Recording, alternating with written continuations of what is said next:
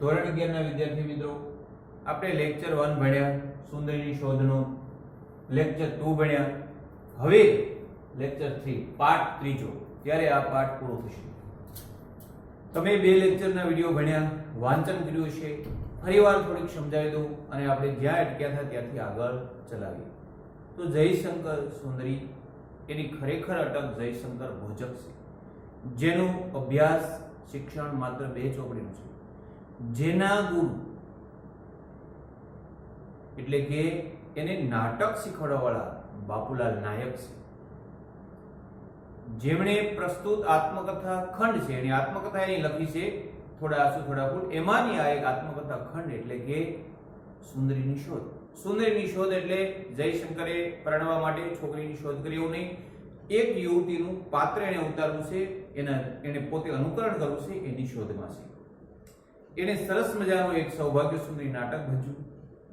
બાપુલાલ નાયકની પુત્રવધુ ગુલાબનું અનુકરણ કરી અને સ્ટેજ ઉપર લોકોને અભિભૂત કરી દીધા. લોકો ઘડીક ભૂલી ગયા કે આ ગુલાબ છે કે આ એક જયશંકર પુરુષ સ્ત્રી બનેલો છે. એટલું સરસ એ અભિનય કરી શક્યા. ત્યારબાદ એને સરસ્વતી ચંદ્રના 4 ભાગ વારંવાર વાંચ્યા. ગોવિંદરામ ત્રિપાઠીની ખૂબ પ્રખ્યાત ખૂબ મોટી નવલકથા. આ ભાગો વાંચ્યા પછી એને એક મનની ઈચ્છાઓ જાગી કે મારે કુસુમ સુંદરી કે ગુણ સુંદરીની ભૂમિકા ભજવી છે. એ ભજવવા માટે એને સતત અરીસામાં બેસી અરીસા સામે ઉભા રહી અને પ્રેક્ટિસ કરી. હવે એને નાટકમાં રૂપાંતર કરવાનું કહ્યું.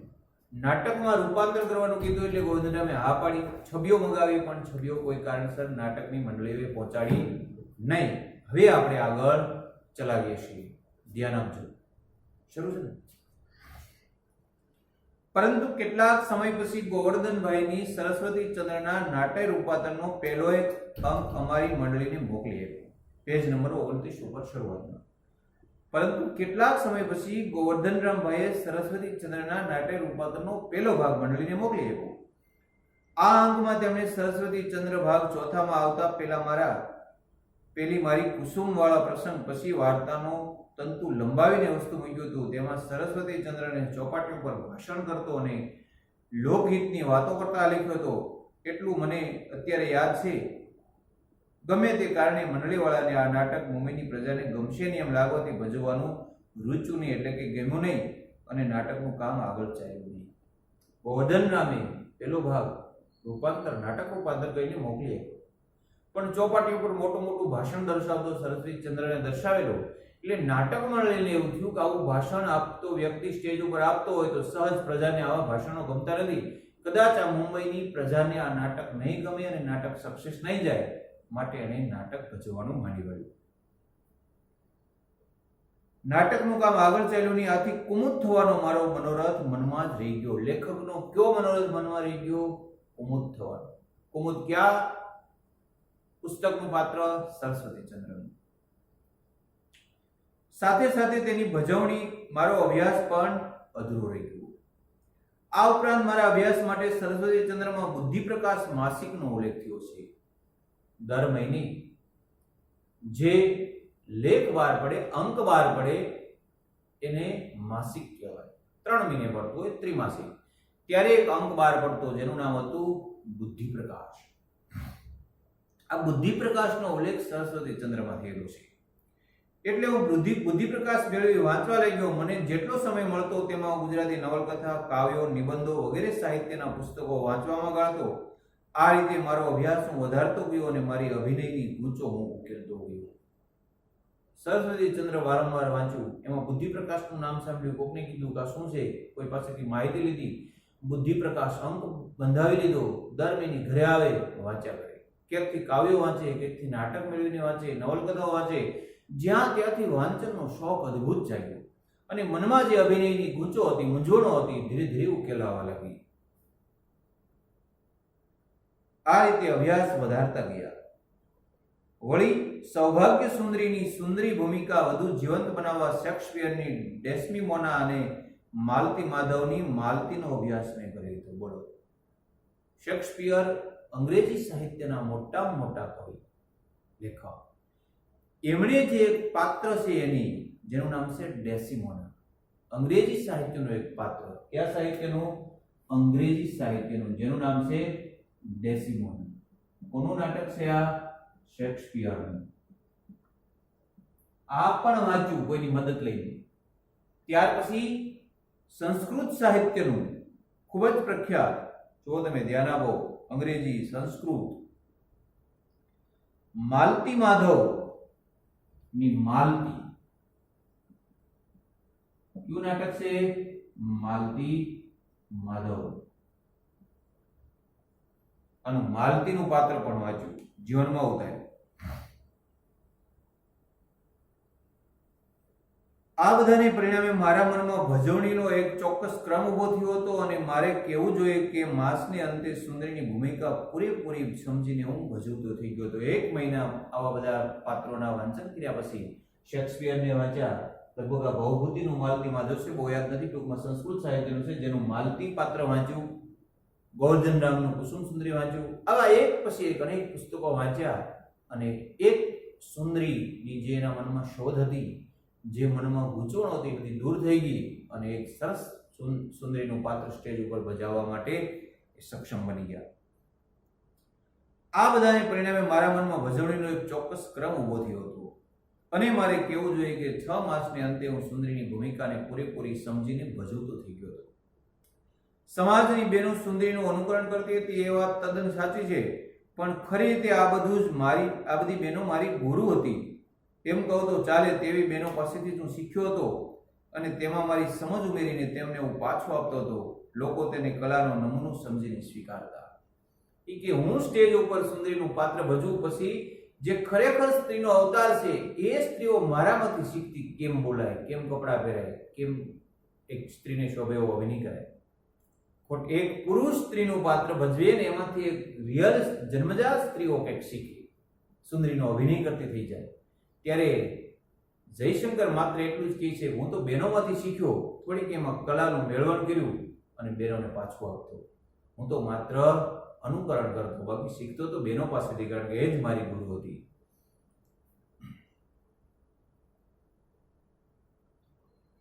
લોકો તેને કલાનો નમૂનો સમજીને સ્વીકારતા. આથી બહેનો જ્યારે મુંબઈની ચોપાટી ઉપર ફરવા નીકળતી અને હું તે વખતે મારા શુભેચ્છક મિત્રો સાથે ગાડીમાં જતો, ત્યારે તેમાંથી કોઈ બોલી ઉઠતું, જોજો પેલી સુંદરી જાય. કે ચોપાટીમાં અમે મુંબઈની બજારમાં ફરવા નીકળી, બજારની, ત્યારે બહેનો ફરવા નીકળી હોય મને ગાડીમાં જોઈતો હોય તો એમ કે જો સુંદરી જાય.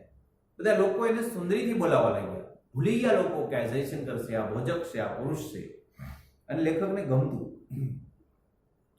અને મારા સામુ જોઈ અને હસતા અને ઈશારામાં એમ સમજાવતા કે આ સુંદરીનું અનુકરણ થઈ રહ્યું છે. ત્યારે હું નમ્રપણે હસતો અને મનમાં સંતોષ તેમજ રોમાંચ અનુભવતો અને રંગભૂમિના આ જાતના વિજયથી સંતોષ અનુભવતો હતો. એને એક વિજય મળતો હતો, એમ થતું તો આત્મસંતોષ મળતો કે ના, ખરેખર હું એક પુરુષ હોવા છતાં એક સુંદરી બની શકું છું. કોઈ માનસિક એક પુરુષમાંથી હું સ્ત્રી બની ગયો છું. ક્યારેક આગળ આવશે, ક્યારેક તો લેખકને શંકા જ હતી કે ખરેખર મારું પુરુષત્વ હણાઈ ગયું ને હું સ્ત્રી બની ગયો, એવું તો નથી ને. એટલી હદે એને સુંદરીનું પાત્ર ભજવું હતું. સૌભાગ્ય સુંદરી નાટકની રજૂઆતના બીજા દિવસે ઘણા પ્રેક્ષકો મને ભેટ સોગાદ આપી ગયેલા. એ વખતે મને એક જ વાત સમજાવેલી કે સ્ત્રીઓનું શ્રેષ્ઠ ભાવોનું પ્રદર્શન લોકોને પ્રિય છે અને આ પ્રગટેલી ચેતનાએ જ અજ્ઞાત રીતે મને અનુકરણ કરતો કરી મૂકેલો. સૌભાગ્ય સુંદરી નાટક મેં ભજવું પૂરું કર્યું ત્યારે ઘણા લોકો મને ભેટ આપવા આવ્યા, પ્રેઝન્ટ આપવા આવ્યા અને કીધું કે સ્ત્રીઓનું જે શું કીધું, સ્ત્રીઓમાં જે લાગણી છે એ લાગણીઓ પ્રગટ કરવાની પુરુષને જો તક મળે તો એ લોકોને એટલે કે પ્રેક્ષકોને ખૂબ ગમે છે. જો આ વખતે મને એક વાત સમજાયેલી કે સ્ત્રીઓના શ્રેષ્ઠ ભાવોનું પ્રદર્શન કરવું લોકોને પ્રિય છે. આ પ્રગટેલી ચેતનાએ અજ્ઞાત એટલે કે અજાણ રીતે મને અનુકરણ કરતો કરી મૂકેલો ને સ્ત્રીઓનું અનુકરણ એનામાં કરવા લાગ્યું. આ સફળતાની પાછળ ઈશ્વરી કૃપા પણ ઘણી હશે એમ માનું છું. એક ક્ષણ જ્યારે જયશંકરે સ્ત્રીનો પોશાક પહેર્યો ત્યારે પુરુષ જાણે સુંદરીમાં પલટાતો હોય એમ મને લાગ્યું. એક વખત આટલી પ્રેક્ટિસના અંતે ધીરે ધીરે મેં મારા પુરુષના વસ્ત્રો ઉતારી લીધા અને સ્ત્રીના વસ્ત્રો પહેરવાનું શરૂ કર્યું. એક પછી એક સ્ત્રીના વસ્ત્રો ધારણ કર્યા ત્યારે એને એવો અનુભવ થયો કે એક પુરુષનું એક સ્ત્રીમાં રૂપાંતર થાય છે. માત્ર વેશથી નહીં, મનથી પણ, તનથી નહીં. એક પુરુષ અને સુંદરીમાં પલટાતો મને લાગ્યું, પુરુષનું સ્ત્રીમાં રૂપાંતર કે અવાંતર નહીં, પરંતુ સ્ત્રી ભાવોનું પ્રકટીકરણ માટે કળા સ્વરૂપ ઘડ્યાનો પરમ પુરુષાર્થ મેં મારામાંથી એક સુંદર નવયૌવનાને છૂટી પડતા જોઈ છે. લેખક પોતે કહે છે કે મારામાંથી એક સ્ત્રી છૂટી પડી છે, એ સ્ત્રી મેં સ્ટેજ ઉપર મૂકી છે. જેના ઘાટીલા મદભર અંગોમાંથી યૌવન નીતરે છે, જેની છટામાં સ્ત્રીનું લાવણ્ય મહેક્યું છે, કે એવી સ્ત્રી છે કે એના શરીરના એક એક અંગમાંથી યૌવનતા ઝરી રહ્યું છે, જેની ઘાટીલી પાણીથી આખું રંગમાં ધૂજી રહ્યું છે. લાવણ્ય મહેકી રહ્યું છે. લાવણ્ય એટલે કે સુંદરતા, સુંદરતા મહેકી રહી છે, જેની આંખોમાંથી સ્ત્રી સહજ ભાવો ઉભરાવા કરે છે, જેની ચાલમાં ગુજરાતણનો ઠસ્સો પ્રગટે છે. અને એવી કે યૌવના મારામાંથી છૂટી પડી કે આમ હાલી જતી હોય તો ખુદ ગુજરાતણ લાગે, કોઈ રવારણ લાગે, કોઈ ગુજરાતની સ્ત્રી લાગે. જે પુરુષ નથી, એકમાત્ર સ્ત્રી જ છે, સ્ત્રી જ છે, એવી એક છબીને મેં લજ્જાથી ગરવી ગુજરાતણ છે, સ્ત્રી છે એવી મેં અરીસામાં જોઈ.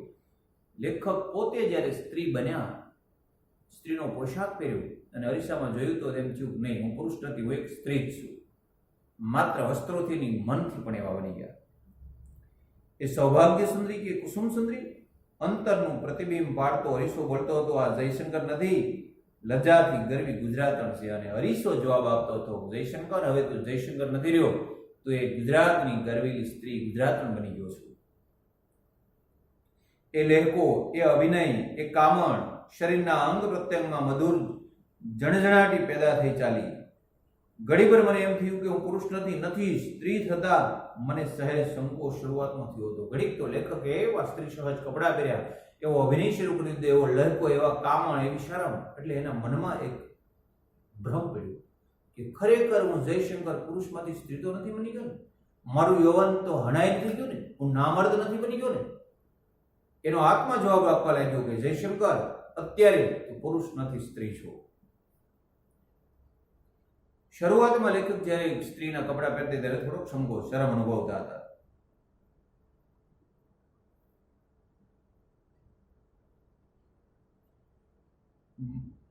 હવે એમ જ લાગ્યું કે હું સ્ત્રી છું. આ અવાંતર પ્રક્રિયાએ જ મને મારામાં રહેલા નટને સાકાર થવામાં યારી આપી છે. યારી એટલે ધક્કો માર્યો છે, મદદરૂપ થયા છે.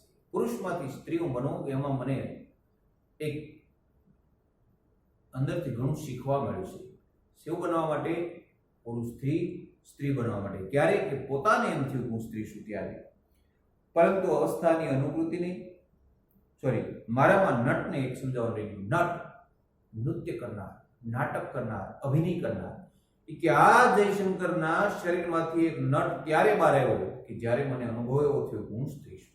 મેં તમને આગલા લેક્ચરમાં કીધું હતું કે મારે રાજા ભરતરીનું પાત્ર ભજવવું હોય તો મને એવા જ અનુભવ, એવા વિચાર આવવા જોઈએ, મારું મન ક્ષણવાર કે કલાકવાર એવું તૈયાર થવું જવું જોઈએ કે હું ગુજરાતીનો શિક્ષક ગઢવીસર નથી, હું તો રાજા ભરતરી છું. ત્યારે હું રાજા ભરતરી બની શકું. મારે સહદેવનો અભિનય કરવો હોય, સહદેવ એટલા માટે યાદ કરું કે મેં કોલેજ કાળમાં અભિનય કરેલો છે. મારે સહદેવનો એક પાત્રી અભિનય કરવો હોય તો જે 10 મિનિટ અભિનય છે ત્યારે મને હું સહદેવ છું, મારા ઉપર પીડા આવી છે, મારા ભયો 5 છે, હવે જ્યારે સતત એને પોતે અનુસરણ થવું જોઈએ ત્યારે એમાંથી એક નટ બહાર આવે કે આ મને સ્ત્રી હું હોવાનો મને ગર્વ થયો. ત્યારે મારામાંથી એક સુંદરી નટ નૃત્ય કરનાર બહાર આવ્યો. પરંતુ અવસ્થાની અનુકૃતિને ઝીલનારો અને અનુસરનારો પ્રેક્ષક ન હોત તો મારા હજારા પ્રેક્ષકોએ મને સુંદરી બનાવ્યો છે. કે હું ગમે તેટલું નાટક સારું ભજવતો હોત, હું ગમે તેવો સારો અભિનય કરતો હોત, પણ મને પ્રેક્ષકો ન મળ્યા હોત, જોવાવાળા ન મળ્યા હોત તો જયશંકર જ હોત. જયશંકર સુંદરી તરીકે ખ્યાતિ ન પામત, સુંદરી તરીકે મને ઉપનામ ન મળત.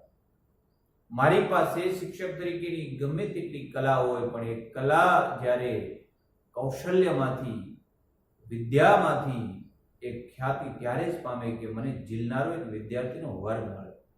જો સામે વિદ્યાર્થીનો વર્ગ નહીં હોય, હું મારી કલા બસ અરીસા સામે રજા કરીશ તો કલા મારા પૂરતી જ થઈ છે. એટલે આભાર માને છે, થેન્ક યુ કહી છે પ્રેક્ષકોએ કે જેણે મને સુંદરી બનાવ્યો છે. એ વાતની હું સગર્વ નોંધ લઉં છું. કદરદાન પ્રેક્ષકો વગર માત્ર એકલો અટલો જયશંકર. એ કે મારી કદર કરનાર પ્રેક્ષકો ન હોત તો જયશંકર જયશંકર જ હોત. જયશંકર અભિનય કરી અને સુંદરી ન બની શક્યા હોત. અહીંયા આ પાઠ પૂર્ણ થાય છે. પાઠના લેખક જયશંકર ભોજક, ઉપનામ સુંદરી, સાહિત્ય પ્રકાર આત્મકથા ખંડ. લેખકનો આખો પાઠ વાંચો એટલે તમને ખ્યાલ આવી જાય. બીજું આ પાઠમાં કશું નથી, લેન્ધી છે. આપણે આગળ ભણાવ્યું એટલે એમ થાય કે બહુ મોટો પાઠ, બહુ મોટો નથી. મેં સમજાવીને મોટો કર્યો છે. માત્ર 3 પેजेस છે, 3 લેક્ચરમાં ભણાવ્યો છે. જયશંકરે એવો એક સરસ અભિનય કર્યો છે નાટકમાં કે લોકો એને સુંદરીનું બિરુદ આપી દીધું. આ આખા પાઠનો અર્થ છે, ભાવ છે.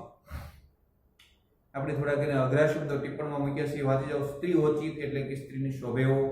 પોલકું સ્ત્રીઓનું પહેરવાનું વસ્ત્ર. બો પોલકું બાંધવામાં વપરાતી અથવા સ્ત્રીના વસ્ત્ર બાંધવામાં વપરાતી દોરી. સાંગોપાંગ અંગ ઉપાંગ સહિત. અહીંયા એક જ ધારું આખું જ મેં તમને એમ કીધું નકશી આખું. અહીં એટલે આ પાઠમાં ઉત્કંઠા, તીવ્ર ઈચ્છા, આતુરતા, કામણ, વશીકરણ. અહીં મોહિની લગાડવી દે. કોઈ વસ્તુને જોઈને આપણે એના વિના રહી ન શકીએ તો એનું આપણા ઉપર વશીકરણ થયું છે, આપણને કામણ લાગ્યું છે. અલૌકિક, અસામાન્ય, અદ્ભુત. ભાવોનું સમન્વય પ્રાપ્ત કરવું તો કે લાગણી પર સમતા પ્રાપ્ત કરવી. આ પણ મારા ભાવોનું સમત્વ કરવું એટલે બીજાના ભાવો મારામાં ઉતારવા, મારાના ભાવો એનામાં આપવા. લાગણીનું સમાનત્વ, સમાનતા લાગણી કરવી. શેક્સપિયર જાણીતો અંગ્રેજ કવિ નાટકકાર. અવાંતર અંદરનું, અનુકૃતિ અનુકરણ અને કદરદાન એટલે કે કદર કઈ જાણે એવું ગુણજ્ઞ. હવે આપણે સ્વાધ્યાય જોઈએ.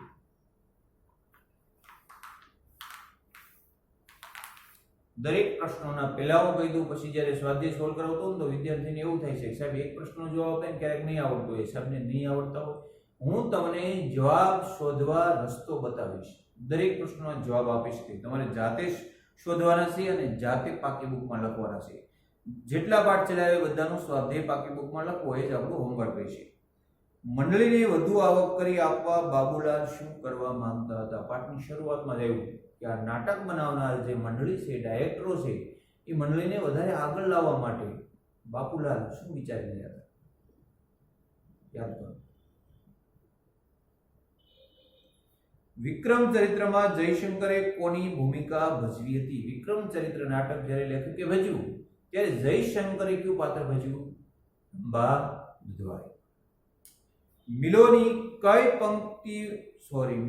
કઈ પંક્તિઓ જાહેરાત તરીકે ઉપયોગ કર્યો હતો? કોઈ દૂધ રહ્યો દિલરંગી. જયશંકર સુંદરીના અભિનય ગુરુ 1000 વાર હું બોલ્યો. બાપુલાલ. બાપુલાલને આખી રાતનો ઉજાગરો શાથી થયો? યાદ કરો.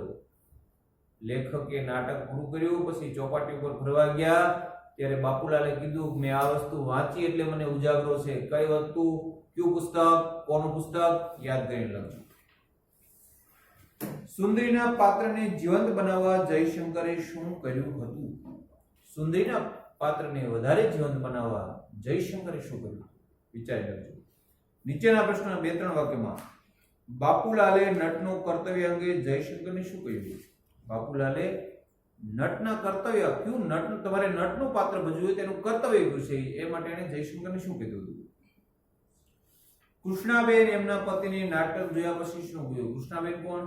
બાપુલાલના પત્ની, લેખકના ગુરુના પત્ની. એને બાપુલાલને શું કહ્યું કે આ જયશંકર છે કે આપણી ગુલાબ? સરસ્વતી ચંદ્ર બાપુલાલે કેટલી વાર વાંચી? 4 ભાગ. અને કેટલી વાર વાંચી? તો 7 વાર. ભાગ 4. પ્રશ્નમાં ભૂલ ન કરતા. તેમાંથી શું સમજાવવા લાગ્યું? 4 વાર વાંચી પછી અભિનય કેમ કરવો, પ્રેમ શું છે, વિરહ શું છે, સમાજની લાગણી શું છે વગેરે. પૂરો જવાબ જેવું નથી આવતું. બાપુલાલના મનોજગત પર કયા કયા પાત્રોની અસર થઈ? 2 અહીંયા લખેલા છે. શેક્સપિયરની ડેસિમોના, માલતી માધવની માલતી, સરસ્વતી ચંદ્રની ગુણસુંદરી, કુસુમ સુંદરી વગેરે. જયશંકર સુંદરીની શોધ ક્યારે પૂર્ણ થઈ? જયશંકરને શેની શોધ હતી? સુંદરીની. એ પૂર્ણ ક્યારે થઈ? તો એક સરસ રીતે એ નાટક ભજવી શક્યા અને લોકો એને સુંદરી કહેવા લાગ્યા, ત્યાં એને કામ પૂરું થયું. જયશંકર કુમુદ બનવાની ઈચ્છા સાથી અધૂરી રહી ગઈ. સરસ્વતી ચંદ્રનો એક પાત્ર કુમુદ સુંદરી બનવું હતું, લેખકે ભજવવું હતું, પણ અધૂરી રહી ગઈ કારણ કે મંડળીવાળાએ નાટક બનાવવું યોગ્ય લાગ્યું નહીં, કારણ કે મુંબઈને આ નાટક પસંદ આવશે ને એવું લાગ્યું નહીં. જયશંકર પોતાના અભિનયની ગૂંચો શી રીતે ઉકેલતા હતા? સતત વાંચન, સતત અભ્યાસ, સતત પ્રેક્ટિસ. સુંદરીની ભૂમિકાને જયશંકર ક્યારે ન્યાય આપી શક્યા? આટલો બધો અનુભવ થયો ત્યારે. આ ટૂંકમાં કહું છું, તમારે વાંચવાનું. આ બધા પાત્રો વાંચ્યા, સમજ્યા, બહેનો સાથે રહ્યા, બહેનો પાસેથી કંઈક શીખ્યા. નીચેના પ્રશ્નો સવિસ્તર ઉત્તર આપો. જયશંકરની સુંદરીની રૂપાંતર યાત્રા તમારા સુધી વર્ણવો. જયશંકર એક વ્યક્તિ છે, પુરુષ છે, એ જયશંકર છે. એમાંથી એ સુંદરીનું ઉપનામ મળી ગયું ત્યાં સુધીનું વર્ણન. તો કે પેલા વિક્રમચરિત્ર નાટક ભજવું, પછી સૌભાગ્ય સુંદરી ભજવું, પછી આ ભજવું, પછી આ ભજવું, પછી લોકો એને સુંદરી તરીકે ઓળખવા લાગ્યા. આ કથા બને એટલી શોર્ટ, નહીં તો આ પાઠ જેટલું થાય. સ્ત્રીના વેશને યથાતથ ભજવવા માટે જયશંકરે કેવા કેવા પ્રયત્નો કર્યા હતા? ગુલાબની પાસે ગયા, એની સાથે વાતો કરી, એની પાસેથી કંઈક શીખ્યા, એને કોઈ પણ બહારની બીજી સ્ત્રીઓને જોઈ એની પાસેથી અભિનય શીખ્યા, એમાંથી કંઈક ને કંઈક સતત સ્ત્રીઓને જોઈ શીખતા હતા, સતત વાંચન કર્યું. આ બધું થી એ સ્ત્રીનું એક સારું પાત્ર ભજવી શક્યા.